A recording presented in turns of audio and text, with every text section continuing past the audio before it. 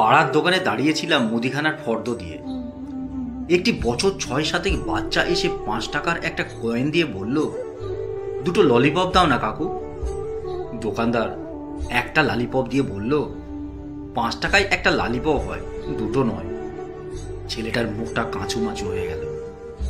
দুবার লজেন্সটা হাতে ঘুরিয়ে বলল, তাহলে রেখে দাও, 5 টাকায় দুটো হবে এমন কোনো লজেন্স দাও আমায়। আমি বললাম, আরেকটা ললিপপ কি করবে তুমি? পুচকে মিষ্টি করে বলল, মা খাবে তো। আমি বললাম, ও তুমি দুজনের জন্য লজেন্স কিনতে এসেছো? সে বলল, না, মা বলেছে একটাই কিনতে, আমার জন্য। মা খাবে না বলেছে, বলেছে তুই খেলেই আমার খাওয়া। কিন্তু সেটা কি করে হবে? মায়ের মুখ আলাদা, জিভ আলাদা, পেটটাও তো আলাদা। আমি খেলে মা কি করে বুঝবে এটা মিষ্টি না টক? তাই কখনো হয়? আমি বললাম, ঠিকই তো, মা তো আলাদা মানুষ, তাই তো খিদে পায়, লজেন্স খেতেও ইচ্ছে করে। আমি তোমায় একটা লালিপপ কিনে দিই, তুমি নিয়ে যাও। সে ছেলে কিছুতেই রাজি নয়। গোঁ ধরে দাঁড়িয়ে বলল, না না, লাগবে না, আমি আজকে অন্য লজেন্স নিয়ে যাই, আবার কাল 10 টাকা এনে দুটো লালিপপ কিনে নিয়ে যাব। আমি বললাম, বেশ, তোমার টাকায় তুমি তোমার মায়েরটা কেনো, আর আমি তো তোমার একটা আন্টি হই, তাই আমি একটা কিনে দিই তোমায়। একটু ভেবে বলল, না না, আমি নেব না। কি জেদ ওইটুকু ছেলে, কিছুতেই নিল না।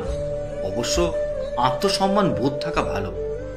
দুটো অরেঞ্জ লজেন্স নিয়ে লাফাতে লাফাতে চলল পুচকে।